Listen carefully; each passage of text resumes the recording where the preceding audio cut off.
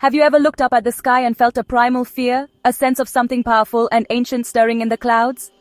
That's the feeling I live for. Welcome to my world, the world of storm chasing, and welcome to our playground, Tornado Alley. This isn't a place you'll find on any official map. It's a nickname for a huge stretch of land in the central United States, where the weather gets really wild. Think of a giant corridor running from North Texas, up through Oklahoma, Kansas, Nebraska, and into the Dakotas. This is where the magic, and the madness, happens. The flat open plains are the perfect stage for nature's most spectacular and violent show.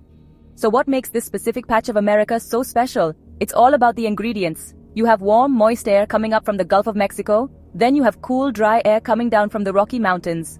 When these two air masses crash into each other, it's like throwing gasoline on a fire. This clash creates massive thunderstorms called supercells. These supercells are the mothers of tornadoes. They are rotating giants in the sky, and inside their powerful updrafts, the spinning columns of air that become tornadoes are born.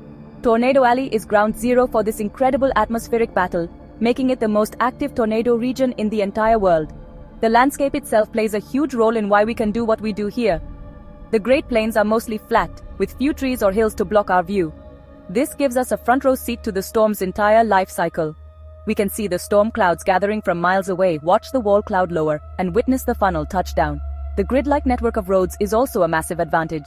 We can easily travel north, south, east, or west to position ourselves perfectly as the storm moves across the country. It's this combination of unique weather patterns and ideal terrain that makes Tornado Alley the ultimate destination for anyone with a passion for extreme weather. For me, Tornado Alley is more than just a location. It's a feeling.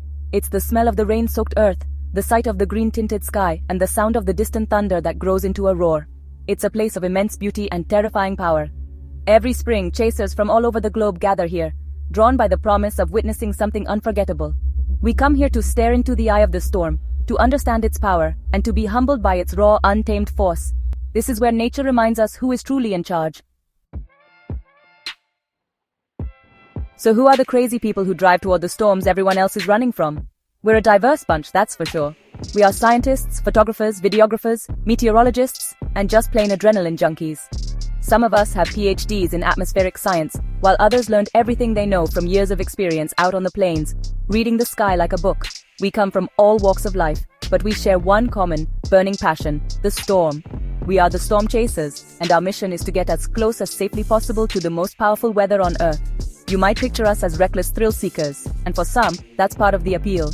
But for most of us, it's a calculated pursuit. We aren't just blindly driving into chaos. We are hunters, and our prey is the supercell thunderstorm. We use advanced technology like radar apps, GPS, and weather models to track our target. Think of it as a high-stakes game of chess with Mother Nature. She makes a move, and we have to anticipate her next one, repositioning ourselves to stay in the perfect spot, close enough to see the action, but far enough away to stay out of the tornado's direct path. The storm-chasing community is a tight-knit group. Out on the road, you start to recognize the same vehicles year after year. There's a sense of camaraderie, a shared understanding of what drives us. We call ourselves the Chaser Convergence when dozens of us end up on the same storm. We share information over the radio and online, helping each other stay safe and get the best view. We might be competing for the best shot, but we also look out for one another. When you're dealing with something as unpredictable as a tornado, you need all the allies you can get. At the end of the day, we are storytellers and messengers. The scientists among us are gathering data that can't be collected any other way. Data that helps build better warning systems. The photographers and videographers are capturing images that show the world the sheer power and terrifying beauty of these storms. We document the tornado's life, from its birth to its death, and in doing so, we help people understand and respect the threat. We go to the storm so that others can see its face from the safety of their homes, and hopefully, that understanding saves lives. What possesses a person to spend their time, money, and energy chasing after something that could kill them? The reasons are as complex and varied as the storms themselves. For many, it starts with a deep, almost primal sense of adventure. There is nothing in the world that can compare to the adrenaline rush of intercepting a powerful supercell. It's about pushing your limits and facing down one of nature's most awesome forces. The roar of the wind, the flash of lightning, the sight of a funnel cloud descending from the sky. It's a sensory overload that makes you feel incredibly alive. It's the ultimate thrill ride, and the ticket is courage and a full tank of gas. Beyond the adrenaline, there's a profound scientific curiosity that drives many of us. Tornadoes are still one of the great mysteries of meteorology. We know the general conditions that create them, but we don't know exactly why one supercell produces a violent tornado while another one right next to it doesn't. By getting up close, we can deploy scientific instruments called probes directly in the path of a tornado. These probes measure wind speed, temperature, pressure, and humidity from inside the vortex. This data is priceless. It helps scientists create better computer models, which in turn leads to more accurate and timely tornado warnings. For me, and for many others, it's also about public safety. We are often the first eyes on the ground. When we see a tornado form, we report it immediately to the National Weather Service. This real-time information, known as a ground truth report, can be the difference between life and death. A meteorologist in an office can see rotation on a radar screen, but a storm chaser can confirm that a tornado is actually on the ground and causing damage. This confirmation allows them to issue a tornado warning with confidence, giving people in the storm's path precious extra minutes to get to shelter. We act as mobile weather stations, extending the reach of the warning system. And then, there is the pure, undeniable beauty of it all. It may sound strange to call something so destructive beautiful, but it is.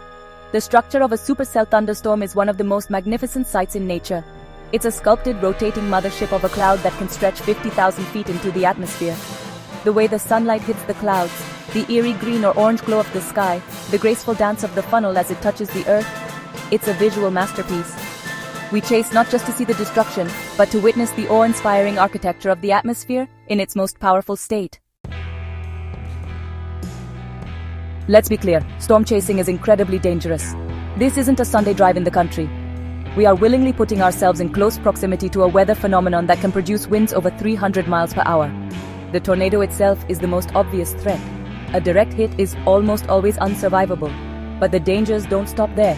The parent thunderstorm is a beast, capable of producing grapefruit-sized hail that can shatter windows and turn a car into a pile of scrap metal. We call it gorilla hail, and it's no joke. Getting caught in a hail core can end your chase day and your vehicle in a hurry. Another massive risk is lightning. A supercell can produce an incredible amount of lightning, both inside the storm and striking miles away from the rain. Being outside your vehicle to set up a camera is a huge gamble. We are constantly aware of the lightning danger, trying to limit our time exposed in the open. Then there are the human elements of danger. When a tornado is on the ground, panic can set in. Roads become clogged with people trying to flee, creating dangerous traffic jams. We call this chaser convergence, and it can block our escape routes, trapping us with an approaching tornado. It's a chaotic environment where one wrong turn can have devastating consequences. But with great risk comes great reward. The reward isn't money, it's the experience itself. The feeling of successfully forecasting a storm, driving hundreds of miles to intercept it, and then watching it produce a tornado right in front of you is indescribable.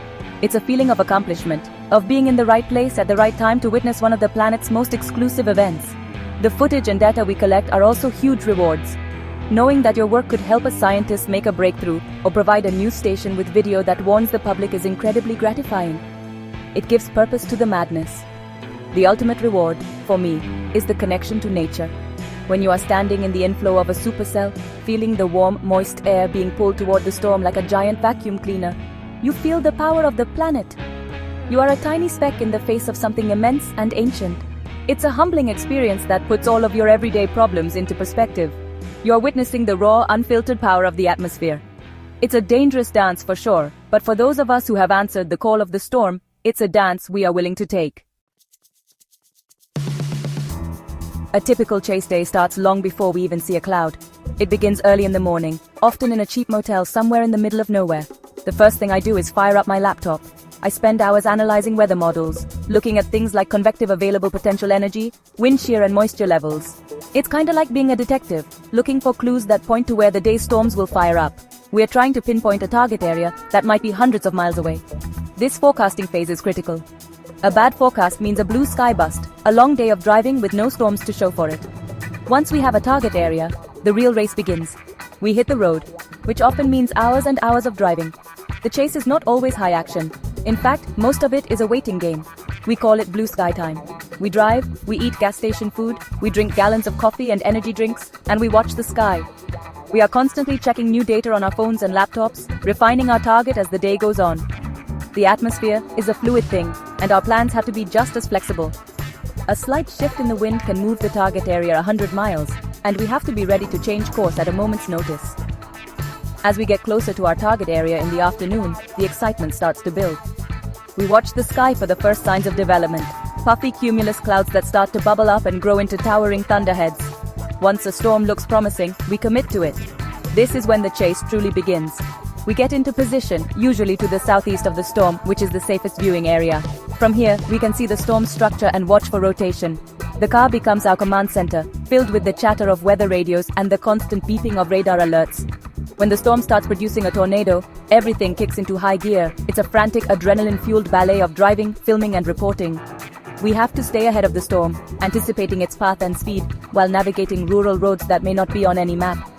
We leapfrog the storm, driving for a few miles, stopping to get footage, and then racing to get ahead of it again. This continues until the tornado dissipates or darkness falls, making it too dangerous to continue. A successful chase day ends with incredible memories, amazing footage, and the exhaustion that only comes from spending 16 hours on the road hunting monsters. To chase a tornado, you have to understand it.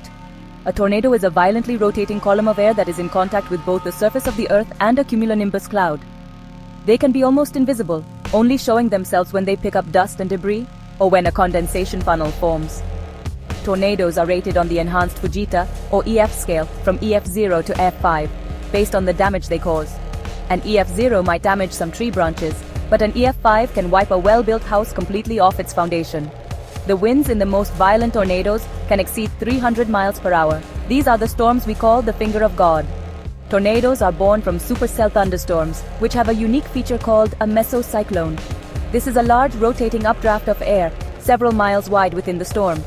Think of it as the engine of the tornado. We watch for specific visual clues that tell us a tornado might be forming. The first sign is often a wall cloud, which is an isolated lowering of the cloud base underneath the main updraft. If this wall cloud starts to rotate, things are getting serious. Sometimes you'll see a funnel cloud descend from the wall cloud. If that funnel reaches the ground and starts kicking up debris, you have a confirmed tornado. There are many myths about tornadoes that can be dangerous. People used to think you should open the windows of your house to equalize the pressure. But that's a waste of precious time, and can actually let more damaging wind inside. Another myth is that tornadoes won't cross rivers or hills. That's completely false. Tornadoes can and do go wherever the parent storm takes them. The safest place to be during a tornado is in an underground shelter or a small interior room on the lowest level of a sturdy building, away from windows. Getting under something heavy like a workbench can protect you from falling debris. As chasers, our number one rule is to have an escape route. We never want to get cornered by a storm. We always try to stay on paved roads and are constantly looking at our maps to make sure we don't drive into a dead end or a river crossing with no bridge. We also pay close attention to the storm's motion. If we are east of a tornado that is moving northeast, we are in a relatively safe spot. But if we let the storm get to our north, and it turns right, it could hook around and come right at us. Understanding the storm's behavior and respecting its power is the key to chasing for many years. I've had many close calls in my career, but some chases stick with you forever. The day of the Canton, Texas tornadoes in April 2017 is one of those. The setup was classic and dangerous. The atmosphere was incredibly unstable, primed for violent long-track tornadoes. We targeted an area in East Texas, a region notorious for its hills and trees, which makes chasing extremely difficult and dangerous. We call it the Piney Woods. You can lose sight of a tornado for a few seconds, behind a line of trees, and emerge to find it right on top of you. It's not the open plains of Kansas. This is chasing on hard mode. We intercepted a supercell that was already a monster. It had a dark, menacing look to it, and the radar showed intense rotation. Soon, a large, wedge-shaped tornado dropped to the ground. A wedge is a tornado that is at least as wide as it is tall, and it often means the winds are incredibly violent. This one was a beast, churning up the red Texas soil as it moved across the landscape. We were in a good position, but the road network was terrible. We had to make a decision: stay on the main highway and let it get away, or dive south on a rural farm road to try and keep up with it. We chose the farm road. For a few minutes it was perfect. We were parallel to the tornado, capturing some of the most intense footage of my life. But then the road turned, forcing us directly into the path of the storm's powerful inflow winds. Our vehicle, the Dominator, was being blasted by winds over 100 miles per hour, pushing us toward the vortex. To our left, the tornado was a roaring, debris-filled nightmare, ripping up trees and buildings. We were too close. The noise was deafening, a constant roar mixed with the sound of debris hitting our armored vehicle. It was a sensory overload of terror and awe. We had to punch through the storm's circulation to escape. We floored it, driving through a curtain of rain and hail. For a terrifying 30 seconds we were blind, driving purely on instinct and hoping the road ahead was clear. We emerged on the other side, our hearts pounding. We had survived, but it was a stark reminder of how quickly things can go wrong. That tornado was later rated an EF4. We got the data, we got the footage, but we also got a healthy dose of respect for the piney woods of East Texas. It was a chase I will never forget. While storm chasing looks chaotic from the outside, for veteran chasers, it's a practice built on a foundation of safety rules. The number one, absolute most important rule is to have a constant awareness of your situation. This means knowing where you are, where the tornado is, which way it's moving, and most critically, having at least 2 escape routes planned at all times. We are constantly looking at our GPS and road maps. If a road looks like it might lead to a dead end or a washed-out bridge, we don't take it. Getting trapped is a chaser's worst nightmare, and it's almost always avoidable with proper planning. Vehicle preparation is another key to survival. You can't chase storms in just any car. My vehicle, the Dominator, is an extreme example, with its armored shell and bulletproof windows, but every chaser needs a reliable vehicle. This means good tires, a full tank of gas, and a well-maintained engine. We also carry a full safety kit. This includes things like helmets to protect from hail and debris, a first aid kit, emergency food and water, and tools to change a flat tire quickly. Many of us also have weather radios and multiple GPS units in case one fails. Your vehicle is your lifeline, and you have to treat it as such. Understanding storm motion is non-negotiable. Most tornadoes in the northern hemisphere move from the southwest to the northeast. Because of this, the safest place to be is to the southeast of the storm. From this vantage point, you get a clear view of the tornado, and since it's moving away from you, you have more time to react if it changes direction. We avoid the bear's cage, which is the area of heavy rain and hail located right next to the tornado, usually on its north and northwest side. Visibility in there is zero, and you could be just a few hundred yards from the tornado and not even know it. Finally, a good chaser knows when to quit. Pushing your luck is a rookie mistake. As night falls, the danger level increases exponentially. It's nearly impossible to see a tornado in the dark unless it's illuminated by lightning, which is unreliable. Chasing at night is a recipe for disaster. We also have to know when a situation is too dangerous, like getting stuck in a traffic jam of other chasers or local residents. Sometimes the safest and smartest decision is to let the storm go and live to chase another day. Ego has no place in storm chasing. Humility and respect for the storm will keep you alive. It's easy to dismiss storm chasing as a reckless hobby for adrenaline seekers, but that's only a small part of the story. At its core, storm chasing plays a vital role in both weather science and public safety. We are the front line, the ground truth observers who provide critical information that cannot be obtained from a distance. When we are out in the field, we are essentially mobile, human weather stations. The data we collect, from deploying probes inside tornadoes to simply reporting what we see with our own eyes, is invaluable to meteorologists and researchers who are working to unravel the secrets of these deadly storms. Think about the tornado warning process. A meteorologist at the National Weather Service might see rotation on their Doppler radar, a sign that a tornado could form, but radar can't see the ground. They don't know for sure if a funnel has touched down. That's where we come in. A report from a trusted chaser on the scene, tornado on the ground, large wedge, moving northeast towards town X, confirms the threat. This confirmation allows the NWS to issue warnings with more confidence and urgency. Those extra minutes of warning time, prompted by a chaser's report, are what give people time to get to their safe place. In this way, chasing directly contributes to saving lives. The scientific impact is also profound. For decades, our understanding of what happens inside a tornado was purely theoretical. We couldn't just build a weather station strong enough to withstand it. By driving armored vehicles into storms and deploying hardened instrument probes, we are finally getting a look inside the vortex. This data on wind speeds, pressure drops, and temperature changes is fed into computer simulations, helping scientists refine their models of how tornadoes form and intensify. Better models lead to better forecasts, which means we can predict with greater accuracy which storms are likely to become tornadic, hours in advance. So, while the thrill is undeniable and the images are spectacular, the purpose of storm chasing runs much deeper. It is a blend of adventure, science, and public service. We are driven by a passion to understand one of nature's most powerful forces, and in doing so, we help protect the communities in its path. Every mile we drive, every storm we intercept adds another piece to the puzzle. The ultimate goal is a future where tornado warnings are issued earlier and more accurately, and where no one has to fear the sound of the siren because they have had enough time to get to safety. That is the true mission, and that is why we chase.